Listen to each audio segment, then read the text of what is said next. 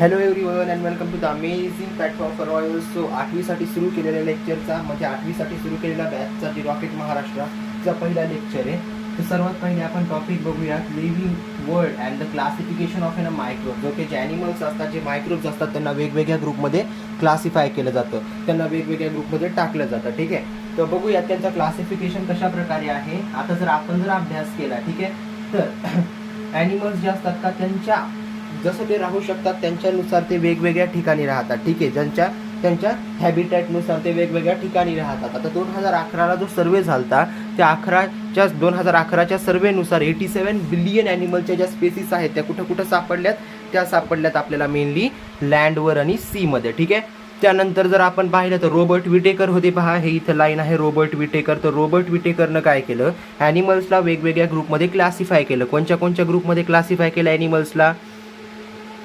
तर सगळ्यात पहिले होते बघा ॲनिमल्सचा क्लासिफाय करणारा ग्रुप, तो म्हणजे होता आपला complexity of the cell structure. म्हणजे सेल जर तो आता सेल स्ट्रक्चरवर त्यांनी कसं त्याला क्लासिफाय केलं, ऑर्गॅनिझम्सला कसं सेलच्या स्ट्रक्चरवर क्लासिफाय केलं, तर सेलच्या स्ट्रक्चरवर ऑर्गॅनिझम्सला मेनली क्लासिफाय केलं ऑन द बेसिस ऑफ ते कसे आहात. म्हणजे फॉर एक्झाम्पल ते म्हणजे सेल लेवल ऑर्गनायझेशन आहे की टिश्यू लेवल आहे. ओके, त्या बेसिसवर म्हणजे सगळ्यात पहिले काय होईल, सेल लेवल होईल, मग टिश्यू लेवल होईल, मग ऑर्गन लेवल होईल, ऑर्गन सिस्टीम लेवल होईल, ह्या बेसिसवर.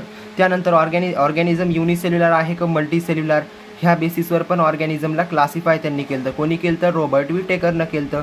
त्यानंतर मोड ऑफ न्यूट्रिशन म्हणजे तो ऑटोट्रॉपिक, स्वतःचा अन्न स्वतः बनवतो, तो प्लांट आहे का तो हेटरोट्रॉपिक म्हणजे ॲनिमल आहे, त्या बेसिसवर पण क्लासिफाय केलं. तो राहतो कुठं, त्याची लाईफस्टाईल कशी, म्हणजे तो प्लांट आहे, तो ॲनिमल आहे का तो डिकम्पोजर आहे, जसं की फंगी आल्गी वगैरे आहे की ॲनिमल आहे की प्लांट आहे, ह्या बेसिसवर पण क्लासिफिकेशन त्याचं करण्यात आलं.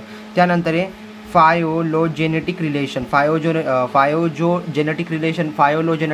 म्हणजे अशा प्रकारचं रिलेशन त्याच्यामध्ये ऑर्गॅनिझम प्रोकारियोट आहे की युकारियोट आहे, म्हणजे युनिसेल्युलर आहे की मल्टीसेल्युलर आहे, ह्या बेसिसवर. ठीक आहे, ऑर्गॅनिझमला क्लासिफाय करण्यात आलं. हे 5 मेन सिस्टीम्स ज्या होत्या क्लासिफिकेशनच्या त्या रॉबर्ट विटेकरनं आपल्याला दिलेल्या आहेत.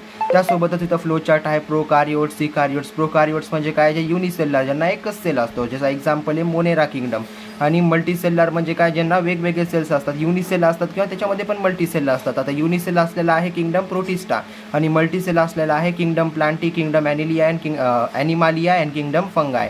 ठीक आहे, आता फंगायमध्ये सेल वॉल प्रेझेंट असते बट ते फोटोसिंथेसिस करत नाही, आणि प्लांटी किंगडम जे असतो का तो फोटोसिंथेसिस परफॉर्म करतात. ॲनिमालियामध्ये सेल वॉल नसते ऑर्गॅनिझम्सला. ठीक आहे, प्लांटीमध्ये काय असतं, किंगडम प्लांटीमध्ये ते फोटोसिंथेसिस परफॉर्म करतात, फंगायमध्ये ते करत नाहीत. आता नेक्स्ट लेक्चरमध्ये आपण पुढचा पेज अभ्यासू. एक पेज आपण इथं टोटली अभ्यासलेला आहे.